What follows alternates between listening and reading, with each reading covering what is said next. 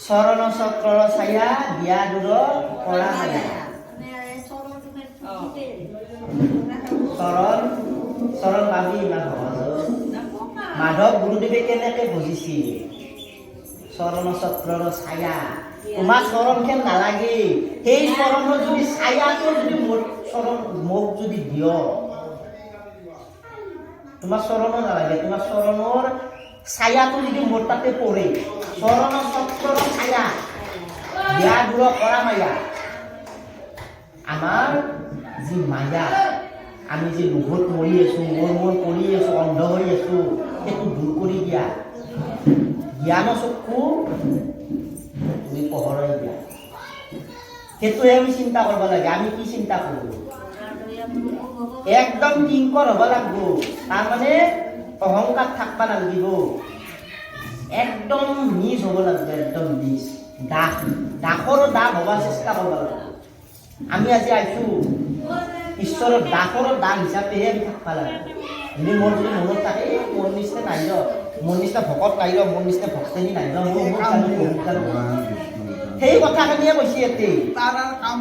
শংকৰ গুৰুদেৱে কি বুলি কৈছে যে মই কিংকৰ ঈশ্বৰ কৃষ্ণ কৃষ্ণ সমস্ত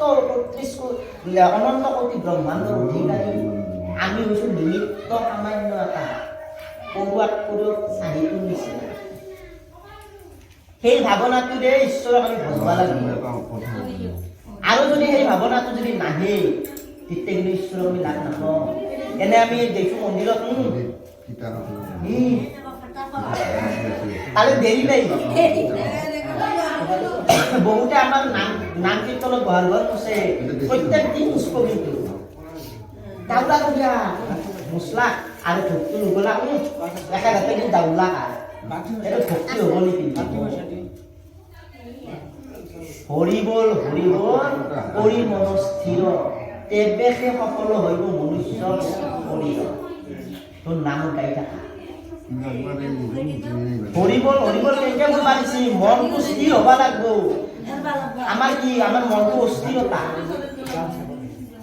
অস্থিৰ আমি যে বহি আছো আমি অস্থিৰতা কিতে যাবা কি মনটো মানে স্থিৰ নাই অস্থিৰতা মনত কিনি ঈশ্বৰক বুজিলে কাম স্থিৰ হ'ব লাগিব শান্ত হ'ব লাগিব এক ধ্যান হ'ব লাগিব মনৰ চাইটা ভাল সমস্ত বাদ দি এক হ'ব লাগিব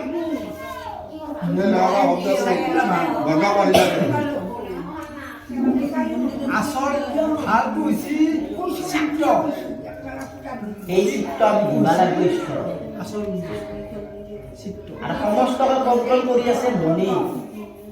আমাৰ দেহটো মনে কণ্ট্ৰল কৰি আছে মনটো এই তিনতলা চাৰিতলাত নেবেছি মনটো এই তাকে বাজাৰত দিছে কাম নহয় থাকিলেও কাম নহয়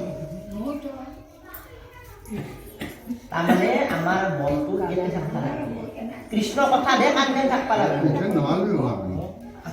বাকীবিলাক কৰি ভৰবা দিছে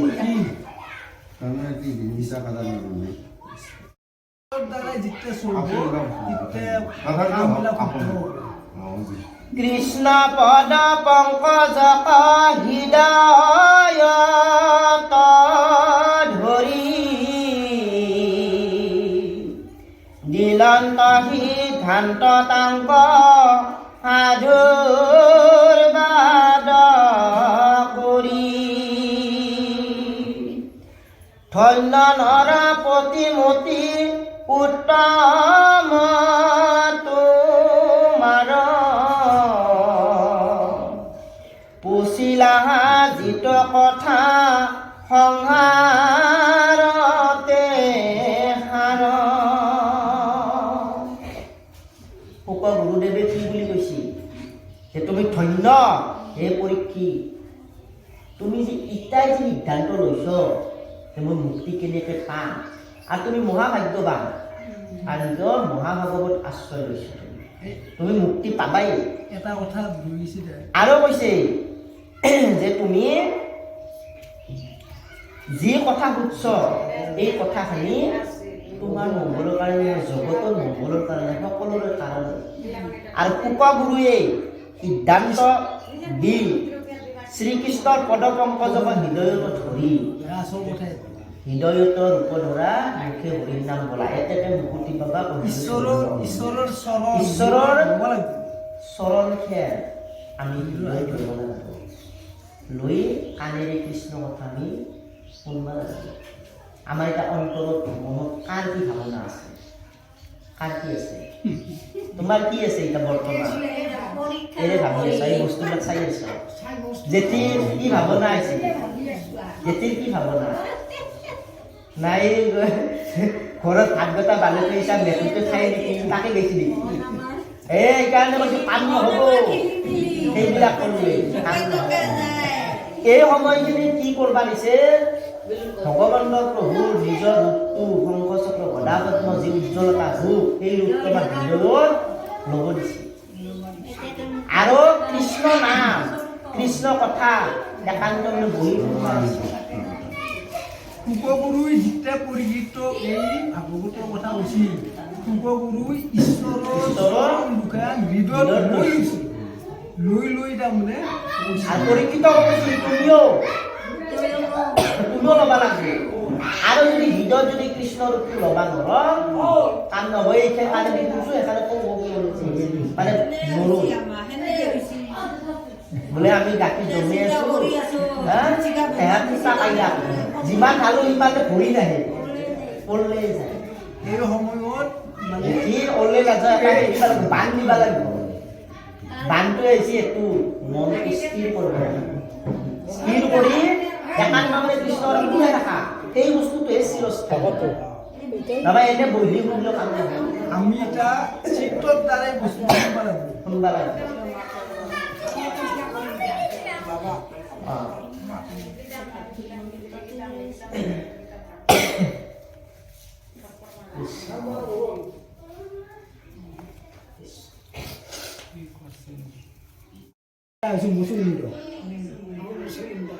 মুছলিম আৰু আহোম দেৱতাবিলাকক মিঠা আছে তাৰে পিছত সেই দেৱতাসকলক এই সতাংগন নৃপতিয়ে ৰাজ্য বা সমস্ত ত্যাগ কৰি স্বৰ্গত দেৱতাসকলক ৰক্ষা কৰিছিল দানৱৰ পৰা আৰু সেই সময়ত স্বৰ্গত বহুত কাল সেনেকৈ সতাংগন নৃপতি দৈত্যসকলক মানে সেই দেৱতাসকলক ৰক্ষা কৰিছিল দৈত্যবিলাকক শেষত তাৰমানে স্বৰ্গত একদিন আমাৰ এই মৰ্তত পৃথিৱীত এটা যুগ স্বৰ্গত একদিন মৰ্তত এটা যুগ আৰু সেই বহুত কাল যিহেতু থাকিল বহুত যুগ ইভাগে পৃথিৱীত শেষ হৈ যায় সেই ৰাজাৰ যি ৰাজ্য আছিল সমস্ত নহয় জংঘল হৈ গৈছিল লাষ্টত কাৰ্তিকৰ যেতিয়া সেনাপতি পাতলা তেতিয়া কৈছি যে আমি আৰু শক্তি পালোঁ পাতিল আছে তোমাৰ কাৰণে আমাৰ দৰকাৰ নাই কিন্তু বহুত কাল আমাক ৰক্ষা কৰিলা তোমাৰ বিশ্ৰাম দিলা এটা কথা তুমি যিহেতু আমাক উপকাৰ কষ্ট তোমাকো এটা কিবা দিবা লাগিব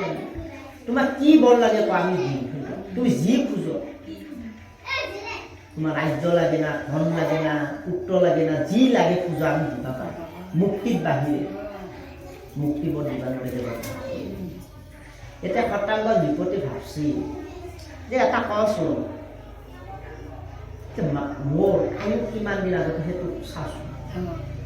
দেৱতাসকলে ক'লা তুমি যদি দুৰ্দণ্ড সময়হে তুমি জীয়াতে থাকা তাৰপিছত তোমাৰ মৃত্যু তেতিয়া ৰাজাই ভাবো দুৰ্দণ্ড সময়তে মোৰ মৃত্যু নহয় মই মৰিমেই কেইমিনিটমান পাছত দুৰ্দণ্ডটো 45 মিনিট আকৌ 45 মিনিট সময় আমি জীয়াতে থাকি মই আয়ুকে সেই বুলি কৈ সতাংগ নৃপতিয়ে স্বৰ্গ ত্যাগ কৰি পৃথিৱীত আহি কি বুলি চিন্তা কৰিছে এক কৃষ্ণৰ চৰণত সমস্তকে তেজী ৰাজা স্থিৰ কৰি মই সমস্ত ত্যাগ কৰিছে মায়া ছায়া সুখ এক হৈছে চিত্ত এক হৈ এক গোবিন্দ কৃষ্ণক ধ্যান কৰিছে নাম লৈছে হে প্ৰভু কৃষ্ণৰ অভয় পদে পখিলা কৰ কৃষ্ণৰ অভয় পদত আৰু শৰণ লোৱাৰ লগে লগে মুহূৰ্ততে লগে লগে সতাংগ নৃপতিয়ে গতি পালে আমি কৃষ্ণৰ পদ অভয় পদ বুলি জানো হয় না জানিও আৰু আমি অহে নাই সেইকাৰণে শতাংশ বিপত্তি ঈশ্বৰৰ চিন্তা কৰি কৰিছে জানিও অহে আমি সেইকাৰণে মৰা সময়ত ঈশ্বৰ চিন্তা কৰোঁ মৃত্যুৰ সময় আমাৰ গম নাপাওঁ দেচোন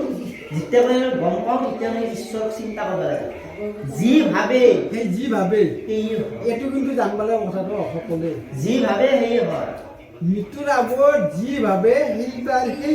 জন্ম পায় এইটো কিন্তু জানিব লাগে আমি যদি গৰুৰ চিন্তা কৰি থাকোঁ সেই গৰুৱে এইটো জানিব লাগে সেইকাৰণে কৈছে কৃষ্ণক চিন্তা কৰা গীতাটো কৈছে যে মোক চিন্তা কৰি সমস্ত কৰ্ম কৰিব লাগে ঈশ্বৰৰ নামত ঈশ্বৰৰ নাম লৈ কৰিলে একো নাই দুখ নাই আৰু সেইকাৰণে ঈশ্বৰক নাম লৈ মৃত্যুবৰণ কৰিলে ভাল শতাংশ নিকটে ঈশ্বৰৰ নাম লৈ ঈশ্বৰক চিন্তা কৰি মৃত্যুবৰণ কৰিছে সেইকাৰণে গতি পাইছে আমাৰ সেইকাৰণে আমি নাইছিলোঁ গোটেই মৰি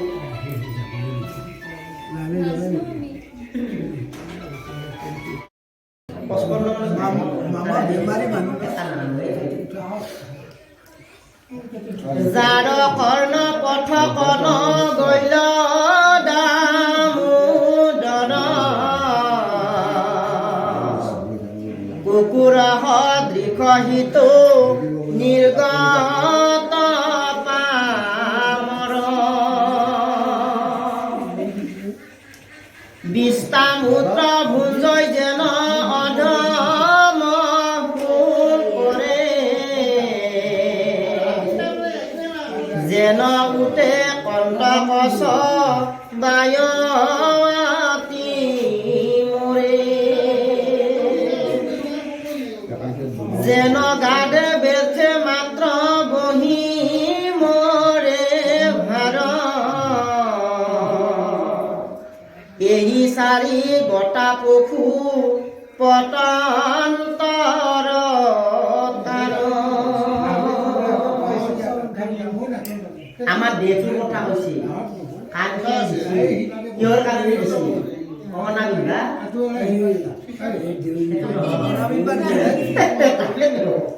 বহুতে ভাবে তিনিটা চাৰিটা মিনিট ভাবে নেকি সদায় বিঘা খাওঁ নিজৰ দেহাটো ফুটো হয় নকৰি আজিকালি 10টামান ফুটো একেবাৰে কাণে নকৰি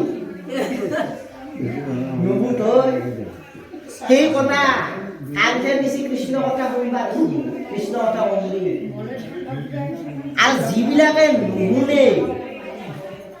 যিবিলাকে কৃষ্ণ কথা নুশুনে সেইবিলাকক কি বুলি কৈছে অন্তকে পাইলে আশী ৰক্ষা কৰা হয়